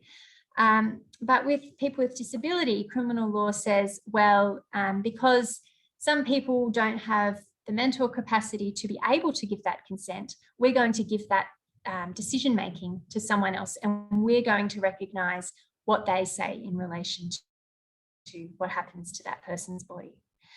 So this wouldn't, interventions when they're consented to by a guardian, for example, such as sterilisation, non-consensual abortion, restrictive practices such as physical and chemical restraint. Hi everyone, we seem to be having some technology problems. How about, Janos, we move over to you and we see if we can get Linda back on properly. And Janos has a long-standing background with Validity Foundation, and as a former leader of the organization, and he is going to speak about disability-specific torture. So, and I think, Janos, you said you were going to take an advocate's perspective on this. So I would like to hand over to you. Thank you. Thank you, Paula. Let me try to share my, sorry, I just closed the window.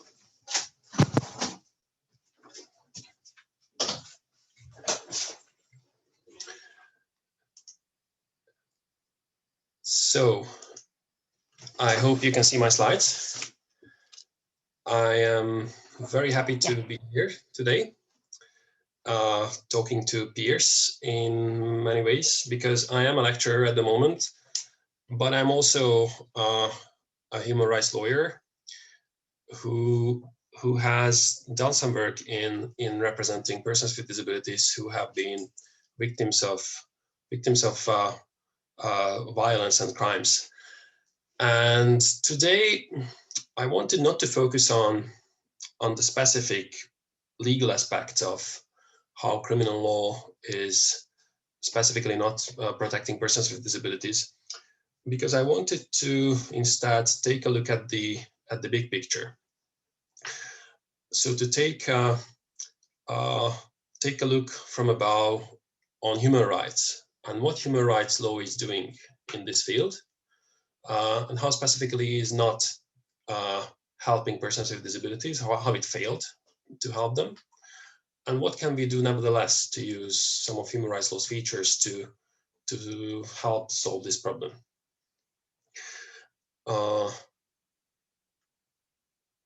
So let's see whether I will be successful in that. Those are my specific questions, and I have to start with some personal reflections about how I came into this field, how I started to deal with these questions. So when we think about disability-specific torture and what is human rights law's relationship into that, of what people are generally learning in law school, it's not much. It was the same experience in my law school. I learned something about freedom from torture, almost nothing about persons with disabilities. And if somebody asked me, what are the disability-specific forms of torture, probably I wouldn't be able to say anything. My big surprise came, and my big realization came later when I started to work for MDEC. There were some scandals in Central Europe about cage beds in some institutions, and MDEC, Validity under its former name, the Mental Disability Advocacy Center, produced a report in 2003 about these cage beds. They were used in Czech Republic, Hungary, Slovakia, and Slovenia. And I was asked by the organization later to go into these institutions to document how cage beds are used and prepare the ground for a BBC video about how they are used in practice. So I went into these institutions not knowing anything about what to expect there.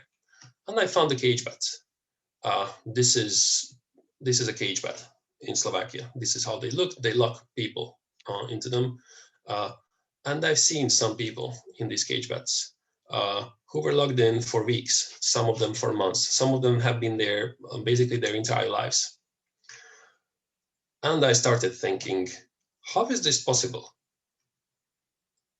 Is this not prohibited under international human rights law? And that was not the only thing which I saw there. There were other restraints used. So here we see ladder straps attached to a bed. Overcrowding was a major problem. So in some institutions, the beds were so close to each other that people could barely move. Physical conditions, hygienic conditions were horrible in some of the places. This is the bathroom of a ward for elderly women in Lithuania. Intrusion of privacy. It's not just the showers, but general lack of concern for privacy of residents, which constitutes degrading treatment, in my opinion. As you can see, no partition between the toilets. Physical abuse, beatings. So this man in a Slovakian institution was attacked by the staff, and who called the police, and the police dog bit his leg. And so I asked, okay, how did the police later react? I mean, what happened with the criminal complaint? And I was told, oh, there was no criminal complaint. I said, how is this possible? I didn't understand how under law something like that goes unchallenged, uninvestigated. I saw that there is something wrong here. And there were some other problems. Regimented life. How, for example, we can see the timetable of a Croatian institution here. Almost every hour of the residence is decided in advance by staff. Here we see some Croatian children waiting for lunch. That's their activity from 11 a.m. until noon. And the boredom it results in, I would consider that torture as well. And there were many deaths in these institutions, a very high number. So we were often told that these people living in institutions, they are very sick. But in fact, they were not that sick. Yet there were institutions where 1/4 or even 1/3 of the residents died during the winter. And there were many other problems about which I cannot show pictures because not everything can be shown in pictures. And of course, a lot of other information was collected by my colleagues and partners in other countries, which I will not list here, but there were many reports about the horrible things happening in institutions, ranging from beating, sexual abuse, various forms of punishment, over-medication, violence, lack of outdoor activities, and so on and so on. And as a lawyer trained in human rights law, I was asking myself, how is this possible? Freedom from torture and inhuman degrading treatment is a core human right. It's an absolute right. There are no derogations, no limitations. And if anything from this would be happening to non-disabled persons, international bodies would have to say this is torture, or at least inhuman or degrading treatment, and it should be prohibited. Yes, this was apparently happening, and nobody considered it a problem. Of course, there are some doctrinal answers. So later I learned about the European Court of Human Rights, this decision in Herzeg-Falvey against Austria, where they said that the measure which is a therapeutic necessity cannot be regarded as inhuman and degrading. So they changed the rules slightly to exclude persons with disabilities from the protection, or at least some forms of violence against persons with disabilities from the protection of human rights norms. And there were also procedural problems, why human rights law cannot be relied on by persons with disabilities. But that doesn't give us the full picture. And that's what I want to focus on in my presentation. I didn't want to deal with the minor specifics. Let's look at the big picture. What are we even talking about when we talk about human rights? So for many, it's a supralegal framework, a moral framework. It's above the law, and it's something very good and something positive. The goal of human rights is justice and the promotion of human dignity. So we imagine something very good under it, especially those of us who are human rights advocates. And that is true to some extent, but I have a bad news for you, but later I will also have a good news. Human rights law is also a technical field of law. It's a set of norms which are trying to put these ideals of justice into effect. And they have some specificities, but they have some major weaknesses. So these norms are often haphazard, they're incoherent, and they don't have a well thought through design. So these norms are made up basically as we go. A problem arises and an international body responds in some way, and we have a norm. How do these norms react to the situation of persons with disabilities? Well, they are often just as often a barrier to justice as they are the enabler of justice for persons with disabilities, because they were not designed with persons with disabilities in mind. So when they were created, it was not persons with disabilities issues which were on the minds of those international judges and other members of those bodies. So when they were thinking about overcoming obstacles to justice, they were not thinking about the specific problems persons with disabilities were facing. They didn't even know about those problems. They didn't notice them. And as a result, the specific norms international human rights law is made of is very unaccessible. And that's a mild word. It simply doesn't take the disability experience into account. So once we know that, what can we do with that? So once these reports about ill treatment taking place in institutions and elsewhere, it's not just institutions, ill treatment of persons with disabilities reached international bodies and governments, they started to accommodate the existing norms to incorporate the issues of persons with disabilities. That's what happened. That is what's happening now. And that is what's happening when we are discussing how criminal law is inaccessible to persons with disabilities, and how can we make procedural changes to ensure that persons with disabilities can access criminal procedure, for example. But I think we need much more. We need to think outside the box of the existing legal architecture of protection from harm, and think about all the million ways harm can happen to persons with disabilities in society, and start to look for solutions from there. And here is where the good news comes. Human rights law, as I said, is a set of technical norms which is often the barrier, but it still has that moral claim of justice and promotion of human dignity. It has still this supra-legal ideal, and that is important, and that is legally relevant. It's not just something human rights advocates dream of. It is something which matters even for courts. So in technical language, that reflects the object and purpose of international human rights treaties. And in the case of interpreting human rights treaties, the object and purpose is a very important factor. For us advocates, it's a very important litmus test. If a human rights treaty is not reaching its goal, that goal of promoting human dignity and achieving justice for persons with disabilities, it is not working properly. It needs to change. And that creates an obligation on the international bodies to interpret the treaties differently or to change the norms until finally we have a solution which works for persons with disabilities.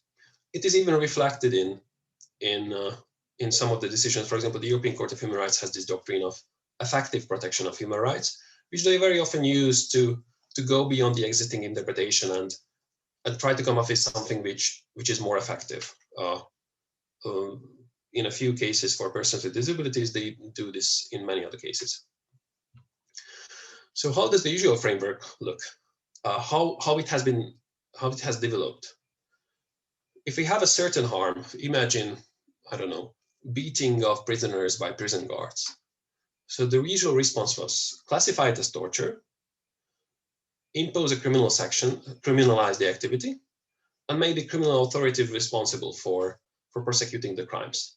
So if somebody is beaten by prison guards, that's a crime, somebody should be punished, and it's recognized as torture. If it's not happening, the state is responsible for torture. That's how the architecture was developed.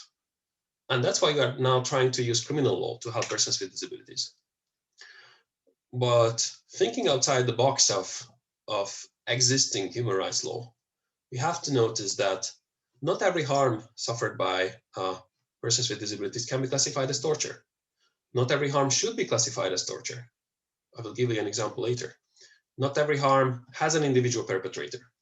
So if people are dying in an institution because there is no heating during the winter,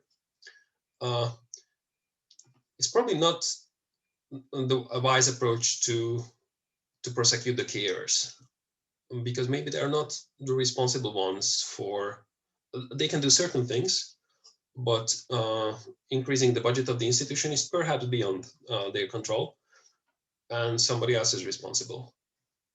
Maybe the ministry is responsible. Maybe we society are responsible for making political decisions which do not allocate enough funding for the care of persons with disabilities. So criminal law is not a solution for everything. And punishment is also not an answer to every harm. Sometimes the victim is not interested in punishment.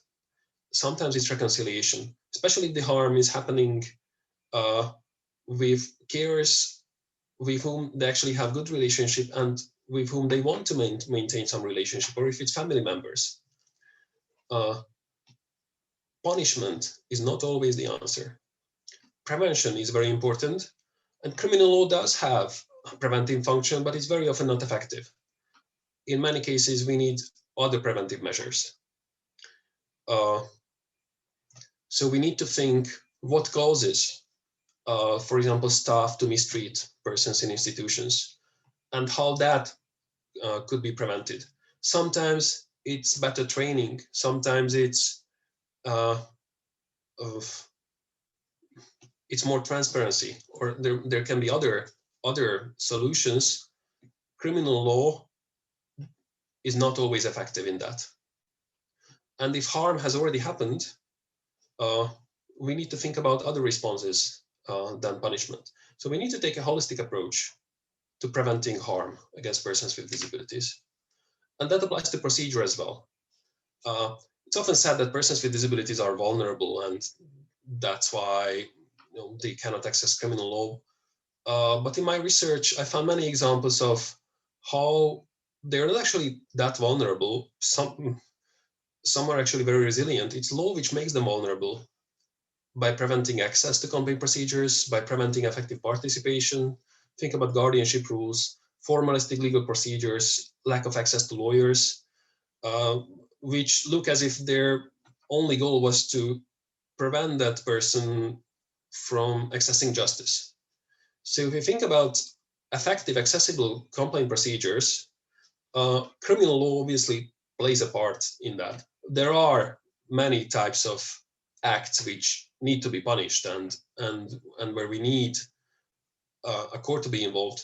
But there are so many other types of harms suffered by persons with disabilities outside of that, for which a criminal response and the criminal procedure is not an effective answer.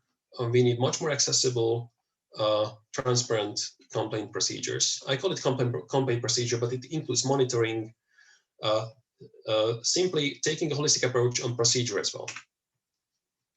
And I already mentioned a few examples. As I said, I don't want to go into the technical details, but I visited many institutions in many different countries, and often talking to staff really made me realize how difficult the situation is from their perspective as well. So obviously there are bad apples who are ill-treating persons with disabilities on purpose, and they need to be punished. But sometimes the situation is much more complex. And that is one of the reasons why international law, human rights law, has failed to respond to these situations, because it is applied through criminal law. And an institution in the mountains of Romania, which has almost very little funding and no oversight, will not become better just because we criminalize ill treatment of persons with disabilities. It's not enough. A more systemic change needs to happen. And another example from another side is recently, a lot of advocates are trying to abolish involuntary psychiatric treatment as torture. So they want to recognize it as torture, and they want to criminalize it. And I've been dealing with that issue for a while in my research. And I think, again, that's the wrong way to go. Involuntary treatment obviously can result in severe physical pain, and it can be experienced in torture. And in some cases, it perhaps should be approached as torture. But there are many other situations where torture is just not a good approach, even for the victim. So we need to have more conversations about why involuntary treatment is happening, how it could be overcome. And that conversation needs to involve healthcare providers. By labeling it as torture, we label them as torturers, and that's the end of the discussion. And I'm not sure criminal law will be really effective in helping those victims who are experiencing involuntary treatment. So something different needs to happen there than criminalizing it. That's why I think it's an unwise approach. Those were just two technical examples.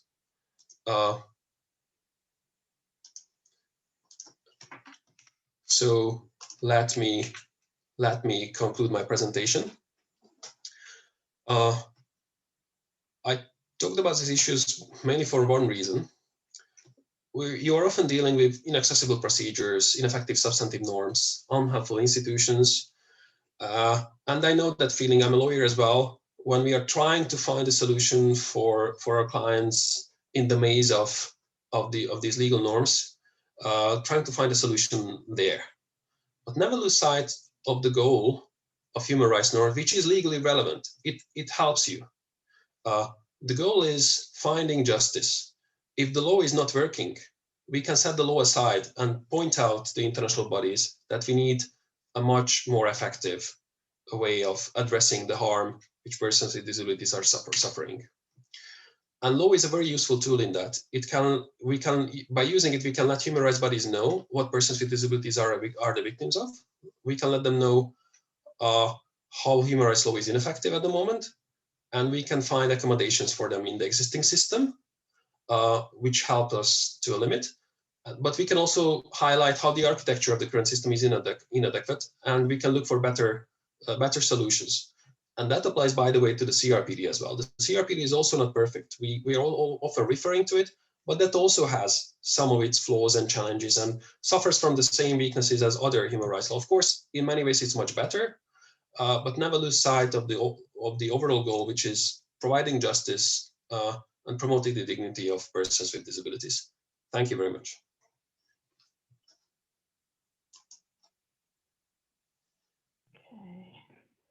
Yeah, Janos, thank you so much. That was a tour de force, and I think it's these extraordinary pictures that you shared with us as well. I think really bring it home that we're what the partner organisations are trying to do and what we're trying to tackle. So thank you very, very much. Linda, would you like to complete your presentation now? Thank you so much.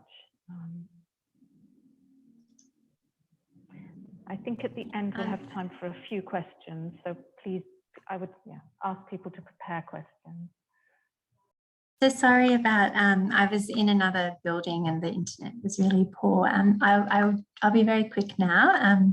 I had a lot to say, but I was prepared too much. So, and I guess there's a lot of overlap between Janos and my presentation. So I guess just to finish up, I think talking about legal violence is a way for us to potentially consider the limitations of criminal law and civil law in being places of justice in relation to violence against people with disability. And also, I think, throw up questions for us in terms of how do we obtain justice, how do we redress violence through law when law is actually part of the problem. And that isn't necessarily not therefore engaging with law, but then thinking about, for example, legal reform, legal transformation, but also legal education as an important site. As Janos opened his presentation saying that he hadn't really learned about these issues at law school, well, I think as legal teachers, we have a really big responsibility then to help our students understand how violence occurs through law and through lawyers and judges as well. I also just wanted to quickly point out very quickly, another dynamic of violence, which I think is important for us to think about, and that's economic violence. So the way in which people with disability are presented in cultural terms is as a burden on society, as unproductive, costing other people money and time. Not only is that a violation in itself in terms of how it presents people with disability, but I think it also distracts us in terms of justice from the fact that violence against people with disability not only profoundly injures people with disability, but a lot of the time other people are profiting from it, particularly in institutional contexts. The structural neglect of people with disability, underpaid or free labour of people in sheltered workshops, all of these things actually result in some financial gain to the state or to charities or to disability services. And I think that's important that we understand that as part of the violation, but also I think it's really important when we think about how we redress violence, because then we're thinking not only about how we respond to the harm to people with disability, but then how do we also ensure that those who profit from this violence are also made to account and there's some form of restitution or giving back of the money that's been or wealth that's being gained through this violence. So I probably should finish up there, but I'll just leave this slide up for a moment, just that one thing that I'm looking at a lot now is the question of redress. So I think if we think about structural violence against other populations, such as racialized minorities, Indigenous people, in the context of genocide, slavery, apartheid, all of these contexts, we know about transitional justice, we know about movements for reparations, for national apologies, for truth and reconciliation, for memorials. We don't really hear that a lot in the context of people with disability, even though the structural and historical nature of the violence against the disability community is in no way any less significant than what we might consider in other contexts. So I think a lot of the discussion in the CRPD context has been in using the CRPD to establish that the kinds of interventions and violations that Janos showed so vividly, they are actually violent, they are harms. But I don't think we've yet got into that next stage of asking, well, how do we redress these harms? How do we, not simply, how do we ensure effective compensation to an individual, but as a community, how do we reckon with, as a society or state, how do we reckon with those wrongs, and how do we collectively repair those and redress, set right those harms in a way that goes beyond specific instances of injury and looks to ensure that those injuries are not repeated in the future. So thank you very much, and I hope that if anyone does have any questions, they might get in touch with me, and I'll certainly be getting in touch with many of you that I've discovered through this workshop to ask you some questions for the Australian context.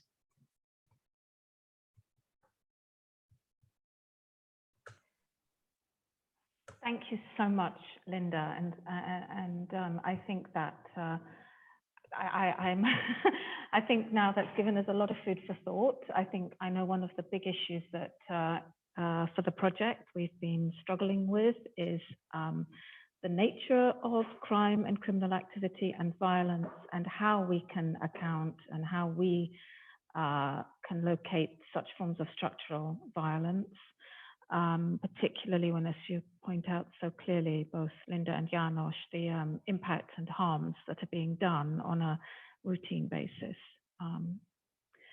I would like to pass to Stephen, who has his hand up. I think he may have a question or a remark. Stephen, please go ahead. Thank you.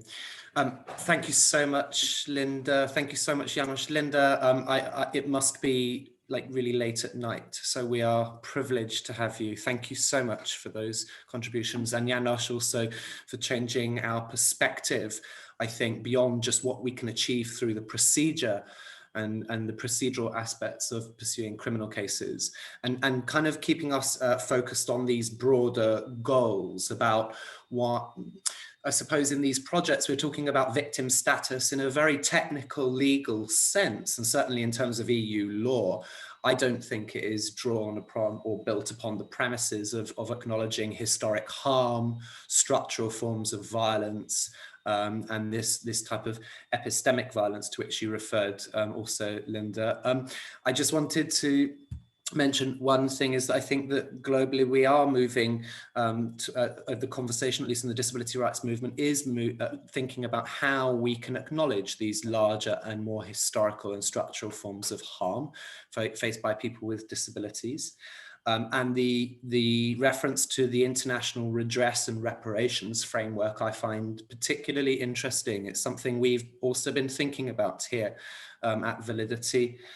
We have, and keep your fingers crossed, a project application with the UN Anti-Torture Fund for a project next year to hold a global memorial on this topic. So a memorial about the effects of people institutionalization and violence in institutions over the pandemic and beyond next year. So keep your fingers crossed for us on that. I guess the question is for both of you, where we come across this sort of the very commonly held perspectives by judges, that the things that people with disabilities experience, say, in institutions, they don't regard as violence, they don't regard as harm themselves. Should we keep knocking on the door of the courts, or should we just give up and move back to public advocacy?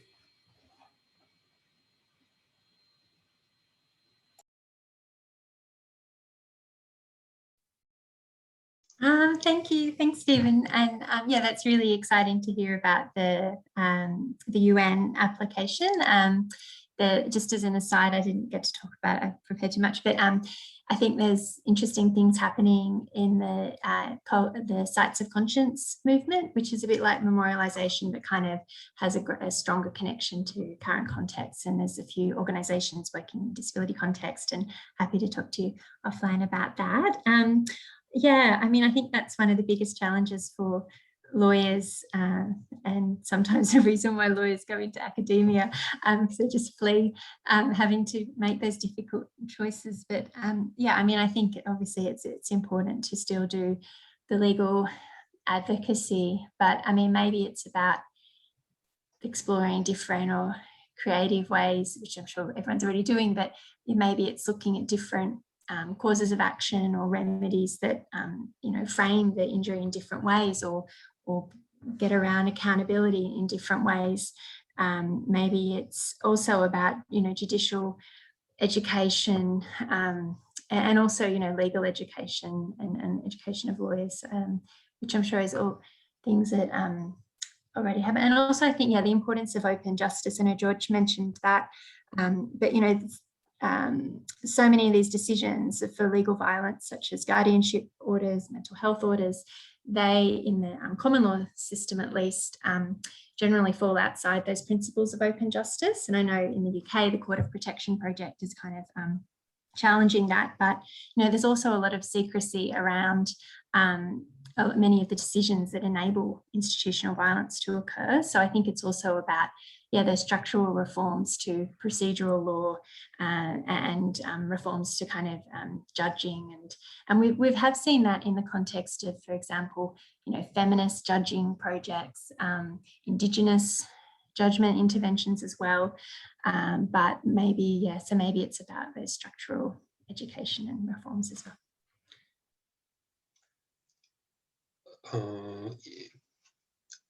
Thank you, Stephen, for the question. And Linda has already provided a very comprehensive answer. So let me just add a few things to that.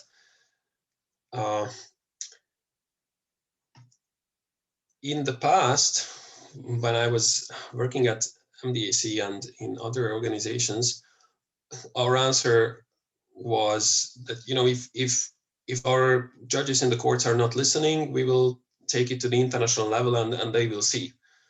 And since then, there have been so many disappointing decisions from the international level that I'm not sure that's an adequate answer anymore. So we have some disappointing decisions from the European Court of Human Rights, for example. So that will not be my answer. But I think taking cases to courts, it's still an important tool. We just shouldn't lose sight of the fact that it's one of the tools, and we have so many others.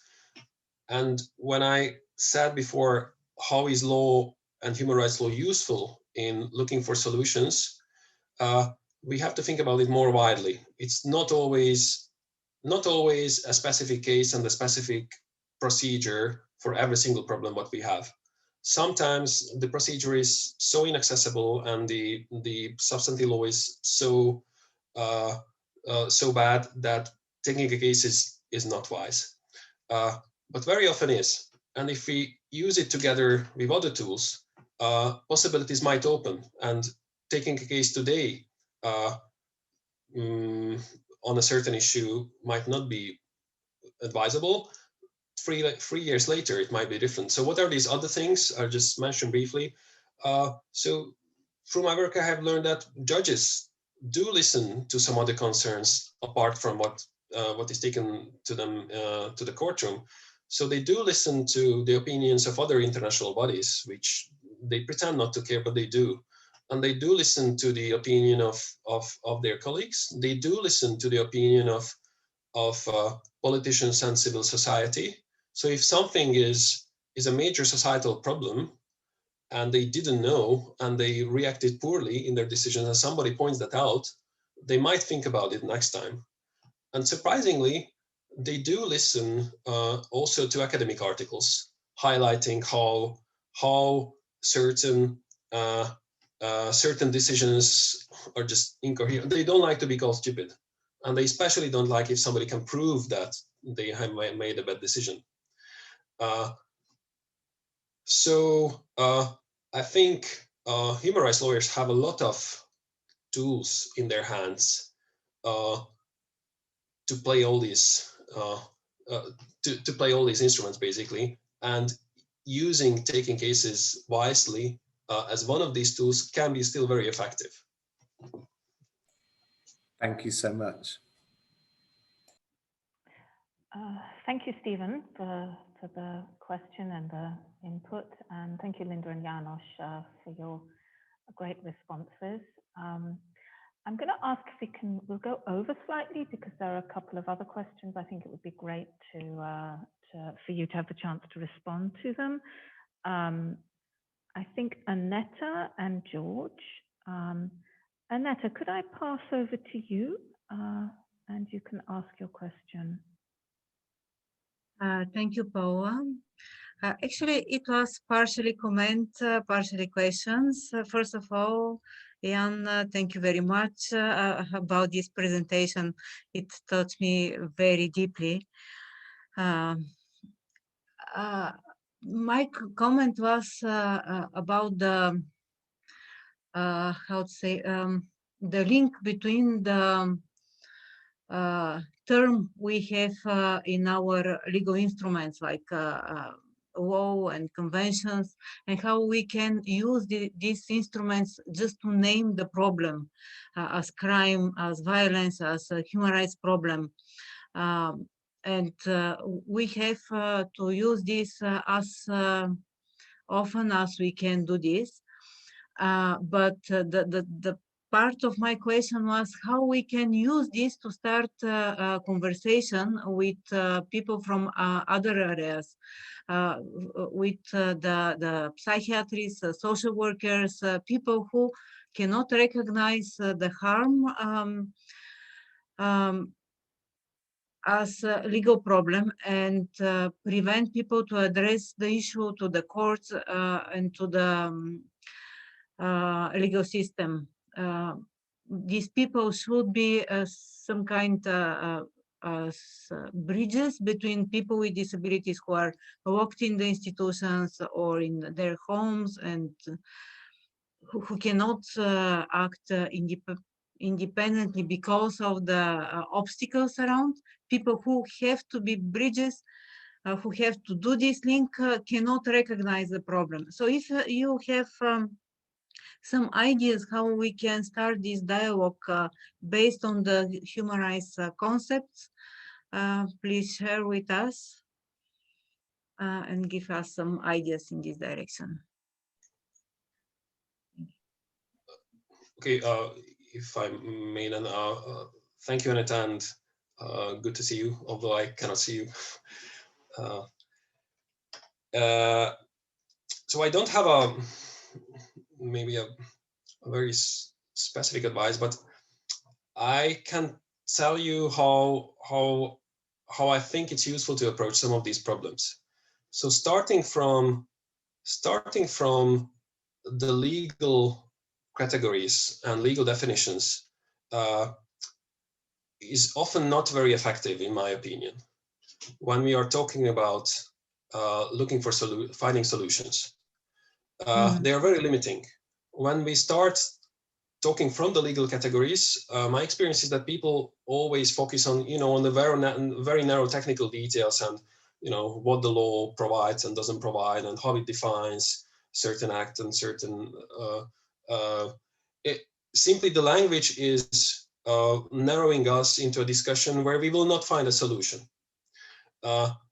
What instead is useful is starting from basic terms of justice, which are almost universal and definitely they cut across disciplines.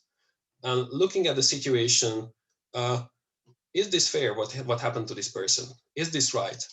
Never mind whether it's a crime, whether it's defined as harm, or what is the legal response. Don't forget that.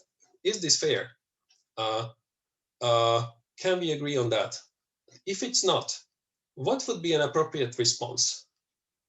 If we start from that, we will end up with, a list of solutions or a specific approach, and then we can discuss what of that is a specific legal answer, what of that is, something for medical ethical bodies to deal with, what of that is a question of training, what of that is a question of providing assistance to the family, and so on. Legal will be part of that. And maybe we can even decide that the legal problem is very important here and we need to take the case. But that comes at the end of the solution. I think human rights law works effectively if we have an idea what justice requires, and we can explain that to the courts, not starting or to other legal bodies, not starting with their definition of what is right and wrong, and trying to make them understand that this fits into that category. Because we are missing a lot of the solutions and a lot of the answers outside of the existing legal categories, and we are missing on the opportunity to broaden the existing legal categories and to enlighten the human rights bodies. What else is missing? What are the things they are not seeing? And that applies to other professions as well. Thank you very much.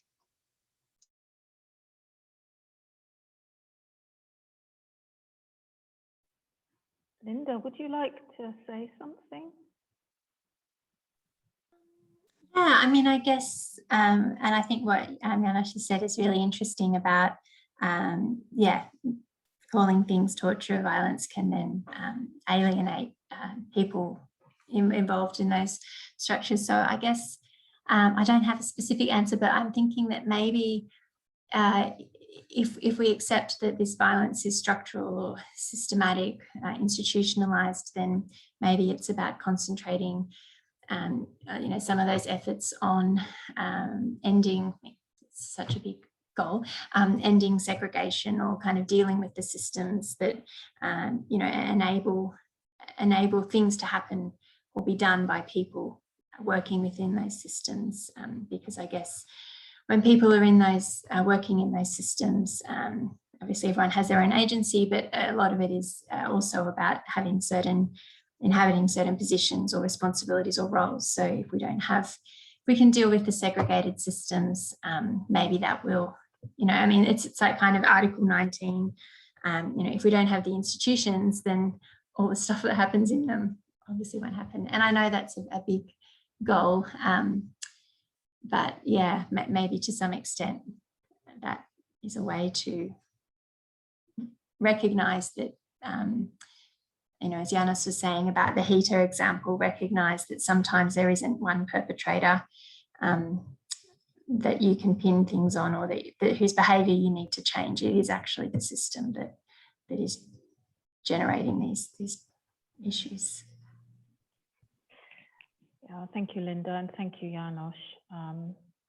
I think we'll have one more question, and I think, George, you wanted to ask something. So could I ask you to speak now? Yeah, sure. I feel awful. I feel like what was the question has almost been answered, so I'm at risk of just kind of repeating things. But I was just thinking about what Janos has just said and Linda's comments at the end of her presentation around redress and a sort of broader societal response, I suppose, and some of what Miro was saying in the last session about needing to address the technical problems, but also the kind of what's behind some of these issues, and the open justice work I've done around coroners' courts. And I guess it's not so much a question, it's more a comment, but I do wonder if we need to just, as well as looking at the legal systems and the legal responses, we just need to look at a societal response and just make sure we squarely put people at the centre as fully human, because I think a lot of what we come up against in these systems is people are othered and they are treated as not fully human, and then our own systems end up treating people again as not fully human. And it is so hard for people, like I work a lot with bereaved families and relatives, and it's so hard for people to fight for provision when someone is alive, and then we ask them to fight even further to try and get basic answers. And I was kind of interested in the Australian approach and the national kind of Royal Commission, and I feel personally, having visited Australia a couple of years ago, that you guys are much further ahead of, you know, in the UK we're very good at blagging and saying what we do well, but I actually think when it comes to addressing some of this, other places are much better. So I guess I don't know what the question is. It's more a kind of rounding up comment. I think the commonality is that we need to make sure disabled people are seen as fully human in all of what we do, including in our work, and not just as targets of things that we should improve. So sorry, that's not really a question. No, thank you, George, very much. I think that says a lot about what we've been talking about, even for the last 2 days. Janos, you'd like to say something? If I can, because I also read your question, and I think there is definitely a question. So I just want to highlight one thing. You mentioned, do we need to engage society as a whole and the general public? And I just want to highlight it's not just about persons with disabilities. So they are showing us how the system is not working, but it's not working for others as well. And that's what people often don't realize. They think, okay, it's a disabled issue and I'm not disabled, why should I care? Many have that approach. But actually, the problems, the way I was talking about it from my presentation, it's not working for many people. And if we find a solution, if we find a system which works for disabled people, it will work for everybody as well. And it's not just about criminal procedure. Think about, the economic structure of our society. It's not working for disabled people, but it's not working for so many others. And we can go on from social supports to education. If we create a world which is just and effective for persons with disabilities, that will help so many more. And I think having that message will bring us a lot of allies. People will realize through these issues how we are doing something strangely, and maybe 100 years from now we will look back and they will say, oh, they were so stupid for doing it that way. If there is a much more effective, much more just way to do it. And I think persons with disabilities experience is a key to achieve that. Thank you very, very much, János. I think I have to say, I think that also sums up very well what we've been discussing for the last 2 days. I will close the meeting now, I think, so we're not so much over time. I just really thank you for all of the speakers for putting so much work and thoughtfulness into what you've been talking about. And also what's clear is that not only do you think, and it's inspiring, I think, for us in the kind of the big issues and what's going on in terms of power and dignity and people's rights, but also in terms of very practical responses that we can make and things that we can start to actually do. I really hope that for the partner organizations that are present today, that this is also inspiring for them. So thank you again, and we'll be in touch. And I think we would like to continue an engagement and discussions about these issues as we move forward.